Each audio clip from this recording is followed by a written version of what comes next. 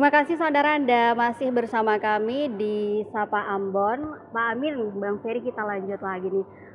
Saya mau ke Pak Amin lagi. Pak, berdasarkan hasil terbaru IKPS TV. Nah kalau kita berbicara tentang hasil terbaru berarti mengenai hasil periode kedua ya 2023 yang terbaru, bagaimana performa program-program wisata dan budaya di televisi nasional? Apakah sudah dapat dikatakan sangat berkualitas khususnya pada program wisata dan budaya ini, Pak, atau masih bisa ditingkatkan lagi? Oke, ini pertanyaan menarik ya. Jadi standar berkualitas yang digunakan oleh IKPS TV ini adalah penilaian setiap kategori itu di atas angka 3,00 ya. Dan sebenarnya wisata dan budaya sampai dengan saat ini masih dinilai sudah di angka di atas 3, artinya berkualitas gitu.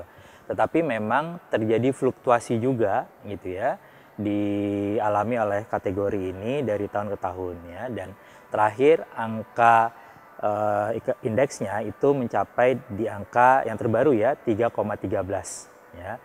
Nah, ada 3 indikator yang menjadi penilaian. Yang pertama terkait dengan kreativitas. Ini mendapatkan angka yang di atas 3,15 ya. Kemudian untuk kategori indikator edukatif ini merupakan angka indikator yang tertinggi ya. Itu mencapai angka 3,30 ya. Tetapi ada satu angka indikator yang justru ada di bawah angka 3,00 yang artinya dianggap belum berkualitas, yaitu indikator kompetensi hostnya ya. Berdasarkan FGD, jadi setelah penilaian itu kita kumpulkan semua panel ahli untuk mendiskusikan kenapa angkanya seperti ini ya. Berdasarkan informasi yang disampaikan oleh panel ahli, ternyata kompetensi dari host wisata budaya itu perlu ditingkatkan ya. Kebanyakan acara wisata budaya itu hanya mengangkat kulit luarnya saja terkait dengan objek wisata, masyarakat misalnya ya. Belum variatifnya, belum mendalamnya interaksi yang dibangun oleh host terkait dengan situs budayanya, pemahaman dia, pengetahuannya, interaksi dengan masyarakat lokal, kemudian juga eksplorasi dampak dari situs atau wisata budaya atau objek wisata yang diangkat gitu. Nah, kompetensi ini yang harus ditingkatkan oleh host yang kalau kita perhatikan kan memang banyak mengangkat misalnya dari selebritas. Semestinya lembaga penyiaran juga memberikan pengetahuan terhadap host tersebut. Jadi bukan hanya sebagai pemanis kemudian dipilih menjadi host program wisata budaya. Jadi SDM-nya juga perlu ditingkatkan. Betul. Oke Pak, kemudian apakah ada perbedaan mencolok antara kualitas konten wisata budaya di stasiun televisi nasional dan lokal sendiri Pak? Oke, jadi Mbak Putri, sekaligus saya melengkapi apa yang tadi disampaikan oleh Bang Ferry, bahwa Undang-Undang 32 tahun 2002, salah satu pasalnya, pasal 5 poin J, itu menyatakan bahwa industri penyiaran harus mendukung pemajuan kebudayaan nasional.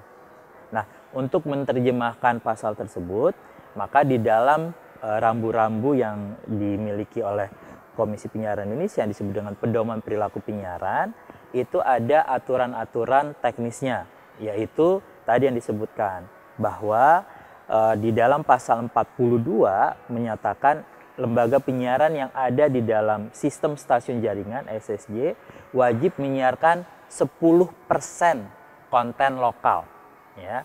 Dan 10% konten lokal ini harusnya dioptimalkan salah satunya untuk konten-konten wisata dan budaya ya.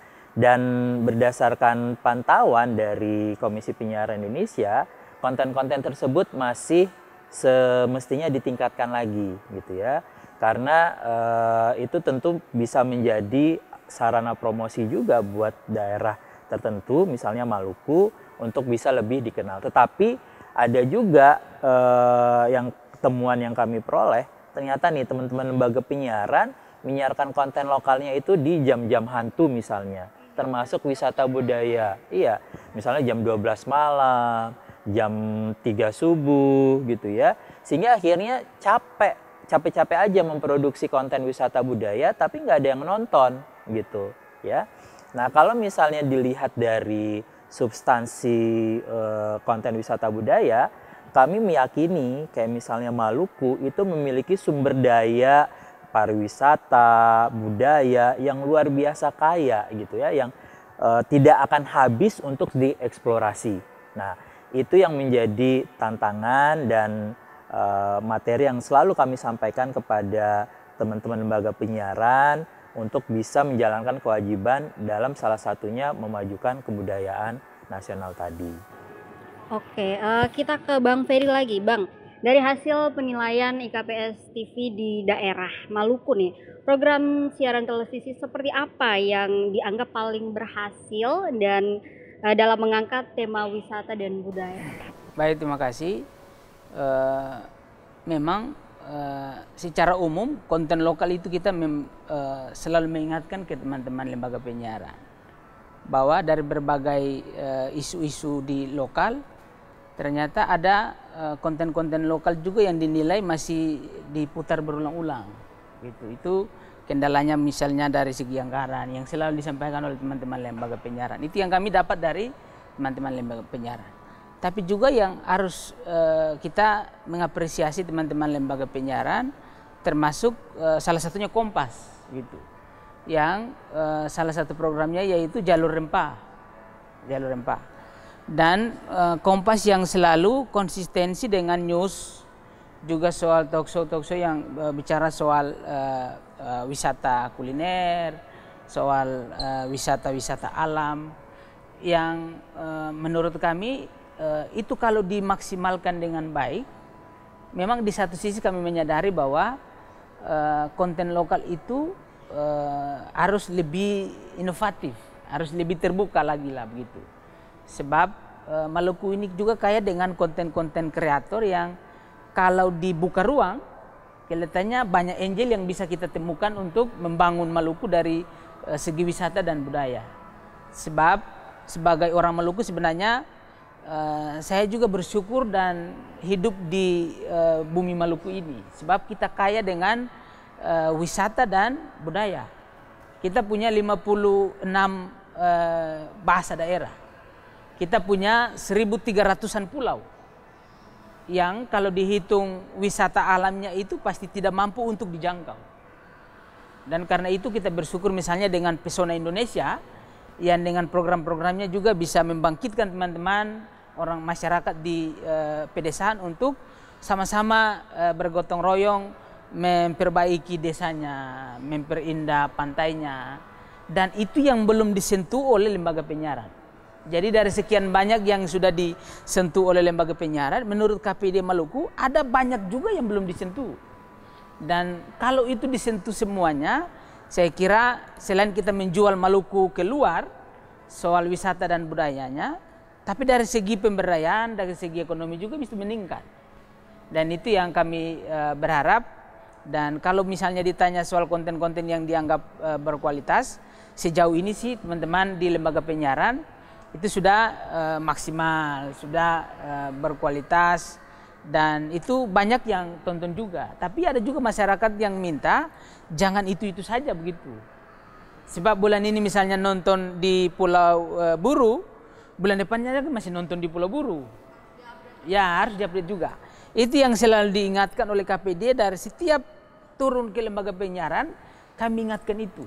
Bahwa berkualitas sih berkualitas. Tapi apakah itu dia berdampak ke masyarakat, itu yang menurut kami KPD Maluku harus dikembangkan itu juga.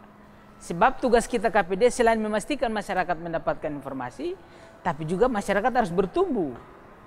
Sebab dari berbagai segmen orang bisa bertumbuh dan berkembang, musik dari berbagai macam bentuk.